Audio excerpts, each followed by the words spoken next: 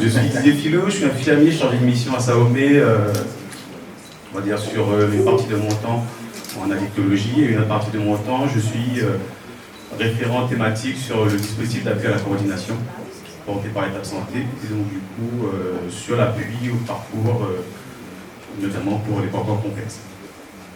Donc là, on va parler du rôle du kiné dans le repérage et la prévention des addictions. C'est un sujet un peu, on va dire, problématique. C'est un sujet qui est de santé publique et qui nécessite une intervention non pas du kiné, non pas du médecin, non pas de l'infirmier, mais de tout le monde. Alors autant du médical, du paramédical, mais aussi du social et de l'usager et de l'entourage. Donc on est vraiment sur une problématique de santé publique au sens large et chacun son rôle.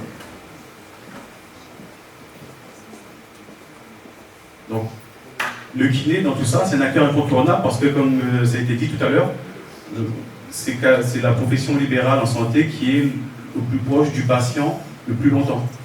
Et donc du coup, avec une vraie proximité, avec une entrée dans l'intimité, ce qui permet de faire du repérage, de voir que au travers des contacts répétés, il y a des consommations, ou il y a des problématiques, et c'est peut-être lors des échanges qu'on peut effectuer une intervention, avec notamment cette alliance thérapeutique qui est privilégiée, et qui permet d'aller plus loin que juste « ça sent la cigarette, et on n'en fait rien ».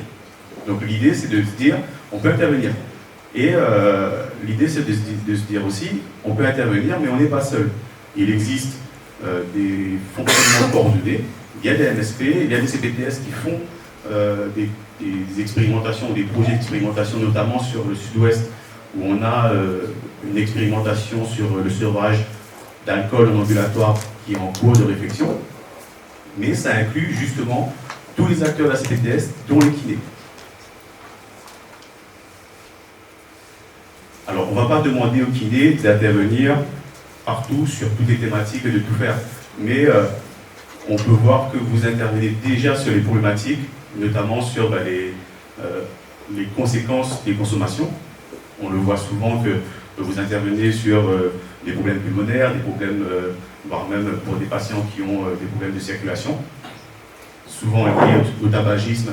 Et donc, du coup, ces questions qui sont sur les conséquences, on peut aussi travailler sur la prévention des consommations. Et puis, on peut aussi chercher à savoir qu'est-ce que l'addiction. Parce que souvent, on se dit, je ne vais pas en parler parce que j'en parle, mais il continue à consommer, je ne comprends pas et tout ça. Mais l'addiction, c'est quoi de base? L'addiction, c'est une maladie neurologique. Contrairement à ce qu'on pourrait croire, c'est un vice, c'est quelque chose que le patient il n'a pas de volonté pour arrêter, ce serait tellement simple qu'il arrête de fumer, ça supprimerait plein de problématiques. Non, c'est une maladie neurologique. Donc au niveau du cerveau, il y a une partie du cerveau qui s'appelle le circuit de la récompense qui est défaillant. Grosso modo, on va dire que la consommation en accélérateur bloqué et le frein de la consommation qui déconne. Donc le patient il est conscient qu'il faut qu'il arrête, ça c'est sûr, mais il ne peut pas arrêter. L'image qu'on peut projeter, c'est la personne qui est en train de boire, qui dit « il faut que j'arrête parce que ma femme m'a quitté, il faut que j'arrête parce que ma femme m'a quitté », mais elle boit quand même. Donc on est vraiment sur une maladie du cerveau, une maladie qui est chronique et qui fait que, à des moments précis, le patient va vous dire « je veux arrêter ». Et on peut le retrouver 2 heures après en train de consommer. Ce qui veut dire que l'intervention, elle n'est pas simple, l'intervention, elle est dans le temps. Et on a cette image du patient manipulateur, du patient qui ne veut pas arrêter, qui raconte n'importe quoi. Mais c'est vraiment sur un fonctionnement qui est lié à l'addiction. C'est un symptôme de l'addiction. Vous aurez la présentation, donc normalement, ça va le faire. Il y a une notion, si on doit regarder une notion dans l'addiction, c'est que la consommation au départ est une source de plaisir. C'est vraiment la base, parce que pour le coup, c'est ce plaisir-là qui est recherché, et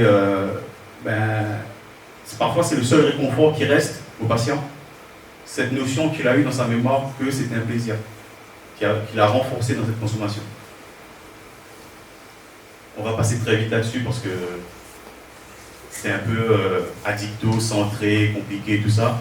Mais la notion de rechute, c'est un des symptômes incontournables de l'addicto. L'addicto, c'est une perte de contrôle sur la consommation. La rechute, ça veut dire qu'elle a perdu le contrôle. Si une personne consomme et qu'elle réussit à arrêter, c'est qu'il n'y avait pas d'addiction. Si elle vous dit j'ai consommé, j'ai arrêté, il n'y a pas de souci, ben, il y a une notion de consommation problématique, certes. Parce que c'est pas parce que quelqu'un se fait prendre le dimanche avec la police alcoolisé au volant qu'il est addict. Par contre, il a des problèmes. La dépendance est un des éléments de l'addiction. Mais faites attention parce que la dépendance, c'est pas que la dépendance physique, la dépendance à la substance. Un fumeur a une dépendance à la nicotine. Un alcoolique a une dépendance à l'alcool. L'alcoolique, quand il rentre à l'hôpital, en 10 jours, il n'y a plus de problème d'alcool, il est sevré à l'alcool. 10-15 jours, c'est fini. Mais par contre, pourquoi une rechute? Parce qu'on a aussi une dépendance comportementale. Le fumeur qui a arrêté de fumer depuis 15-20 ans et qui garde toujours un geste qui est toujours fragile. Et puis on a une dépendance au contexte. Le matin, Cédric, avec le café. Comme ça. Mais non, je t'interdis. Je prends ce droit. C'est vraiment ça, c'est-à-dire que même si une personne va arrêter de fumer pendant 10, 15, 20 ans, et parfois il y a des restes qui arrivent et après un bon moment où on a passé en famille, un bon repas, et puis il suffit qu'on lève l'attention, quelqu'un vous propose une cigarette, et boum, on se retrouve avec la cigarette. Mais par contre, ce qui va se passer, c'est qu'on va très rapidement arriver au même niveau de consommation que quand on a arrêté. Un fumeur ne redevient jamais non-fumeur. Il restera ex-fumeur.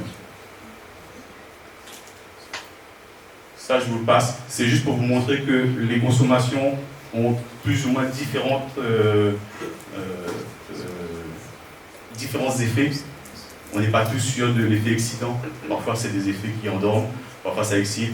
Parfois, ça se croise. Parfois, donc c'est un peu... Non, mais c'est intéressant aussi, explique. Je peux l'expliquer, mais j'ai que 20 minutes. Le plus important, c'est que on parle de consommation. Là, on a parlé de substances, de tabac, mais il ne faut pas oublier qu'on a des comportements qui sont problématiques. Le jeu, comportement à la pornographie, aux achats compulsifs, aux écrans. Mais pourtant, c'est le même fonctionnement au niveau du cerveau. Donc, on n'est pas sur une intervention au niveau d'une substance, on va vraiment être sur le programme du comportement. Alors, c'est pas nouveau, hein. Les addictions existent depuis la nuit des temps. Ça a toujours été sur des consommations de produits. Ça a été au départ très produit centré. On a beaucoup travaillé sur le tabac, sur l'alcool, sur le cannabis. Et puis au fur et à mesure, on s'est aperçu qu'il fallait intervenir autrement parce que amener quelqu'un à faire une cure de sevrage d'alcool à l'hôpital, c'est bien. Ça marche pendant la cure. Ça marche pendant un mois au retour à domicile et puis le rechute. Mais si la personne, elle sort de chez elle, elle va à l'hôpital, elle fait sa cure, elle revient chez elle, et c'est les mêmes copains qui boivent au même bar, dans les mêmes contextes, il va tenir avec la volonté de tenir pendant un certain temps, mais si on ne change pas le contexte, carrément, il va y aller pas. Donc votre rôle là-dedans, là on va rentrer un peu dans ce qui vous intéresse, déjà le repérage, c'est-à-dire ne pas fermer les yeux. C'est assez facile de fermer les yeux parce que les 3/4 du temps, comme c'est une maladie qui est un peu tabou, un peu gênante, poser la question apporte le risque de se prendre une mauvaise réponse. Et au niveau de l'alcool, comment ça se passe? Je ne regarde pas où ça. Vous payez pas pour moi. Ça fait mal à l'ego, ça fait mal à plein de trucs. On se dit, je l'ai une fois, pas deux. Mais pourtant, si on l'amène comme d'autres problématiques, au niveau de votre tension, comment ça se passe? Au niveau du diabète, il est équilibré. Au niveau de la cigarette, comment ça se passe? Parce que souvent, ce qui se passe, c'est qu'on a nos propres projections. Et la façon dont on va poser la question, il y aura un jugement qui va être perçu, parce que le jugement, il est plus ou moins là. Et ce jugement-là apporte une mauvaise réponse. Donc, posez la question. Et puis, si on a une réponse qui est un peu sèche, on peut dire derrière, ben, ça aide dans la prise en charge. De savoir que si on fait un travail sur des problèmes pulmonaires, de savoir si la personne fume, ça aide. Et derrière, si on a une personne qui est dans une posture un peu ouverte, on peut l'accompagner sur, on va faire un petit questionnaire rapide pour savoir où vous en êtes. Il existe des questionnaires en 5 questions où la personne peut définir où elle en est dans son trouble de l'usage. Et nous, derrière, on peut apporter une intervention brève. Vraiment une intervention, un conseil minimum. Comment apporter des outils qui permettent juste de glisser, de se dire, vous n'êtes pas prêt pour en parler, c'est pas grave, mais si c'est de ces cas que vous avez envie d'en discuter, on peut en parler, ou bien il y a d'autres professionnels de santé qui peuvent vous en parler, ou parlez-en à votre médecin, et puis ça ouvre. La dictose, ce qui est intéressant, c'est que c'est un peu comme le jardinier. On va planter une graine aujourd'hui, parfois ça ne pousse pas, et dans 2 ans, 3 ans, ça germe.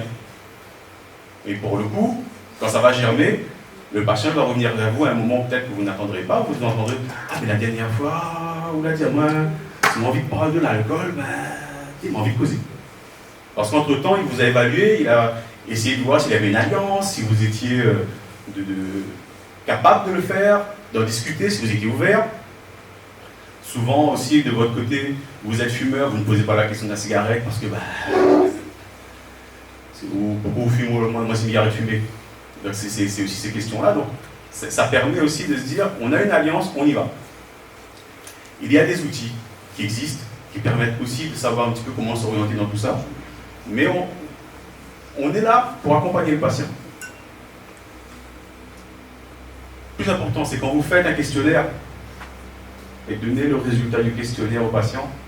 Parce que souvent, ce qu'on fait, c'est qu'on fait remplir un questionnaire. Allez, vous avez 5 sur 10. Ah ouais, mais qu'est-ce qu'il en fait? Donc, apporter le résultat, ça permet aussi de négocier avec le patient son souhait, qu'est-ce qu'il veut faire, où il en est.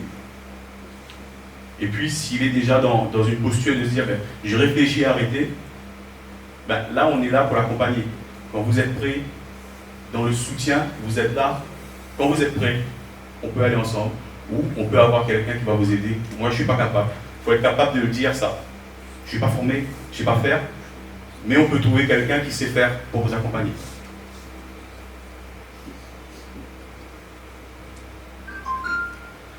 Et quand le patient il est dans son attitude de changement, il a arrêté, il y a un petit piège parfois, c'est que on va le soutenir, l'encourager. Il faut faire attention au jugement positif. Le jugement négatif, c'est facile. Hein, c'est depuis le temps que vous essayez d'arrêter, vous n'avez jamais... C'est pas la peine d'essayer. Ça, on le connaît. Le jugement positif, c'est je savais que vous en étiez capable. Depuis le temps que je vous suis, vous en étiez capable. C'était pas possible que quelqu'un comme vous ne pouvez pas y arriver. Pourquoi il faut se méfier de ça?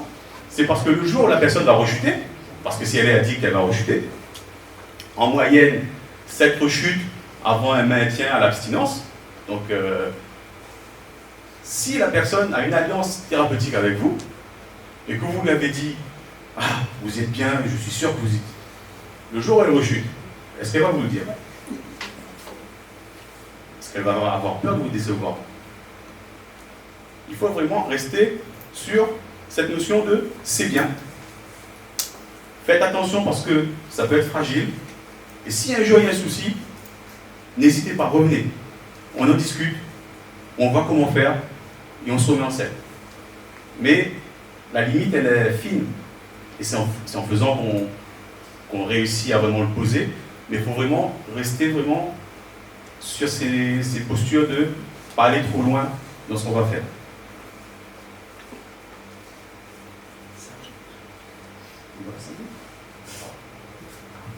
Zut. On va passer cette diapo, ça va faire déjà 1 minute de gagner. Alors, Alors, en addicto, l'objectif, c'est pas votre objectif. C'est pas l'objectif du médecin. C'est pas comme le diabète avec l'hémoglobine glycée qui doit être entre 6 7 pour le diabétique. C'est le patient qui va vous dire ce qu'il veut faire. C'est compliqué, parce qu'on voit un patient qui est alcoolique fort, un fumeur léger. Le problème, c'est l'alcool, et vous dites, moi, j'ai pas de problème avec l'alcool. Mais par contre, la cigarette, il faut accepter de se dire, bon, ben, votre objectif, c'est de travailler sur la cigarette, on travaille sur la cigarette. Dans votre tête, vous gardez, on va quand même bosser sur l'alcool derrière, mais l'objectif du patient, c'est la cigarette. Et si ensuite le patient vous dit, ben moi je consomme 2 litres de rhum par jour, j'aimerais bien descendre à 1 litre, c'est pas votre objectif de lui dire, ah non, il faut arrêter. Parce que déjà, si lui, il arrive à 1 litre, la marche elle est haute, l'arrêt, c'est compliqué, et il vous dira, ben, c'est même pas la peine d'essayer. Donc, on va avec l'objectif du patient, ça s'appelle de la réduction des risques, le contrôle de la consommation, mais c'est aussi de l'accompagnement de la consommation dans un but peut-être qu'un jour d'aller plus loin. 2 minutes de gagner. Ça vous le lirez, c'est vraiment les principes de la réduction des risques. Hein. La réduction des risques, c'est autant les traitements de substituts nicotiniques que les prescriptions de méthadone et tout ça, c'est le principe de réduction des risques où on permet, malgré la consommation, de réduire des risques et des dommages parallèles. Les prises en charge, on a la pharmacie avec les TSN pour le tabac ou la méthadone et tout ça, mais aussi il y a l'entretien motivationnel. Il faut garder cette motivation. Les TCC, qui sont aussi des méthodes pour permettre aux patients d'avancer. Et puis on a les accompagnants autres, le réseau qui permet aussi d'orienter le patient vers des structures qui sont un peu plus affûtées dans l'addicto. Il faut tout de même faire attention parce qu'il existe des comorbidités, notamment les comorbidités psychiatriques au niveau des fumeurs, où souvent la cigarette fait partie du traitement et c'est équilibré avec. Donc vraiment penser à ça. Les complications somatiques, on les connaît tous. Et puis les polyconsommations, très très rare d'avoir des usagers qui ont une seule consommation. Souvent c'est alcool plus tabac, ou quand on a des cas de personnes vraiment addictes avec alcool caché, tout ça. Vous êtes prescripteur de TSN, de traitement substitut nicotinique, et je pense que vous avez des difficultés parce que vous n'êtes pas obligatoirement formé à la prescription de TSN. C'est compliqué. Il y a des outils qui permettent d'aider. Il y a des dispositifs qui accompagnent, notamment le livre sans tabac, qui accompagne à la formation, à la prise en charge coordonnée avec les autres acteurs du territoire. Donc, c'est vraiment des outils qui permettent aussi de se dire, je suis capable de, on peut juste faire du repérage, on peut juste faire de l'initiation au TSN et ensuite passer la main, ou bon, on se dit, on est bon et on fait tout. Mais on a toujours une possibilité d'intervenir. L'orientation, c'est le minimum si vous n'êtes pas chaud. Il y a des structures spécialisées à La Réunion. Le médecin généraliste qui est dans le barrage, il est aussi un des acteurs incontournables. Il y a des dispositifs qui existent. Il y a un site internet que ça reporte, Parcours Addicto, qui permet d'avoir l'offre de soins d'addictologie à La Réunion. On sera sur un stand dehors, un peu plus loin, parce que la photo c'est pas celle d'aujourd'hui. Mais on sera dans le village et on peut discuter justement sur l'addicto, plus approfondir, et aussi de voir un petit peu qui orienter dans quelle situation et comment intervenir auprès des patients, quelle posture avoir, parce que parfois c'est compliqué. Juste une page sur Saomé. Saomé, on est un centre de ressources et d'expertise en addicto. On intervient pour accompagner les professionnels dans les prises en charge, mais aussi on intervient pour accompagner les décideurs sur les politiques qui sont menées et comment réfléchir aux besoins. Pour aller plus loin. C'est des flashcodes, vous pouvez les flasher quand vous les aurez.